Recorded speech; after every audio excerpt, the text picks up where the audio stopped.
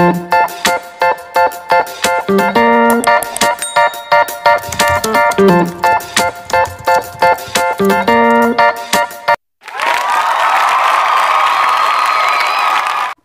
assalamualaikum warahmatullahi wabarakatuh. Welcome to my channel Elia Hanas.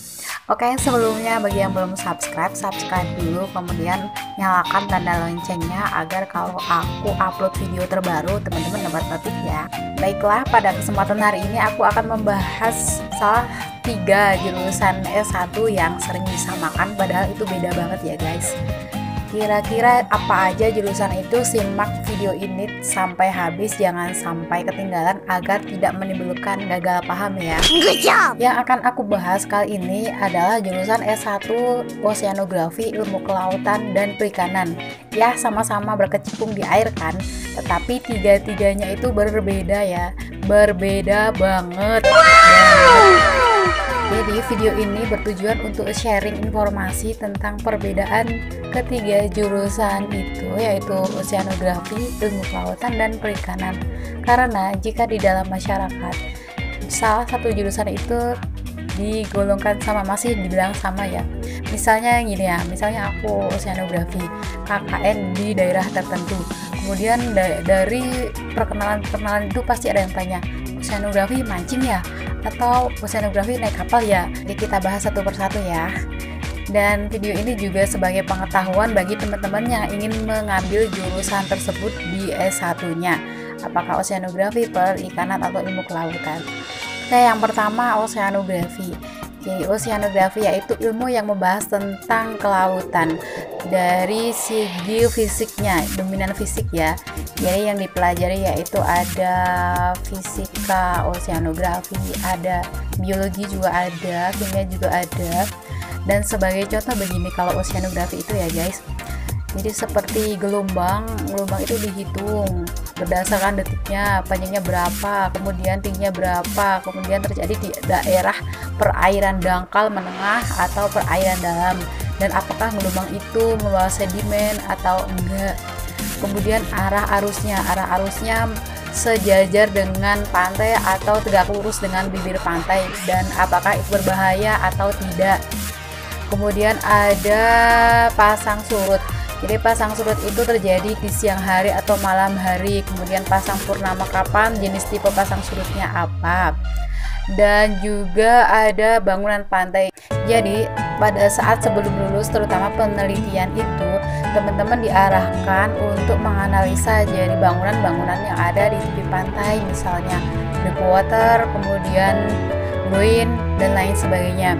Misalnya begini, dalam suatu pantai itu terjadi reklamasi, misalnya pembangunan pelabuhan atau pembangunan gedung apa begitu ya, yang itu di laut, misalnya kan laut, terus ada timbunan, pengerukan atau reklamasi pantai begitu. Nah itu oceanografi ya guys, yang sebagai teknisinya, jadi ke arah seperti itu. Kemudian juga apabila dalam suatu tempat terjadi pembangunan, maka di daerah lain terjadi erosi atau pengurangan garis pantai. Nah itu dihitung di oceanografi. Jadi secara garis besar teman-teman diharapkan itu ya, menganalisa atau nanti setelah lulus arahnya ke situ ya guys. Jadi ke arah pantai, pembangunan pantai, dan kemudian analisa oceanografi yang lain. Tapi secara garis besarnya seperti itu. Yang kedua ada ilmu kelautan. Untuk kuliahnya secara dominan itu lebih ke biologi lautnya, misalnya lamun, seagrass, kemudian plankton. Namun untuk parameternya juga ada parameter oceanografi, tetapi tidak sebanyak yang di oceanografi, seperti gelombang, arus, pasang surut, tapi sedikit ya, nggak seperti yang di oceanografi. Itu hanya beberapa semester aja di semester tertentu. Kemudian juga fisikanya tidak terlalu banyak, hanya biologinya banyak begitu. Oke, yang ketiga itu jurusan perikanan. Jadi di jurusan perikanan itu ada banyak prodi. Jadi ada teknologi budidaya perikanan, ada manajemen sumber daya perikanan, ada pemanfaatan sumber daya perikanan, dan ada yang lainnya yang tidak bisa aku sebutkan satu per satu karena memang banyak banget guys di perikanan itu. Namun secara garis besar, secara dominan di perikanan itu lebih ke ikan ya. Jadi ada fisiologi ikan, morfologi ikan, kemudian tingkah laku ikan, cara hidup ikan, kemudian ada juga fisikanya, biologi, kimia juga ada. Tetapi ini ya concernnya tentang perikanan. Namun di perikanan itu ada juga guys salah satu jurusan yang hampir sama dengan oceanografi. Jadi ilmu perikanan tetapi ada fisikanya gitu, tapi agak banyak fisikanya gitu ya. Itu manajemen sumber daya perikanan, jadi hampir sama dengan oceanografi, tetapi untuk jurusannya masuk perikanan. Dan perbedaan ini sangat berpengaruh apabila teman-teman nantinya setelah lulus ingin bekerja di birokrasi atau pemerintahan. Jadi kan nanti ada lokus-lokusnya tuh. Kalau oceanografi tidak bisa memasuki atau mengambil formasi yang perikanan. Kemudian untuk yang perikanan tidak bisa mengambil porsi yang kelautan dan oceanografi. Namun kalau oceanografi bisa mengambil porsi yang kelautan karena masih satu rumpun.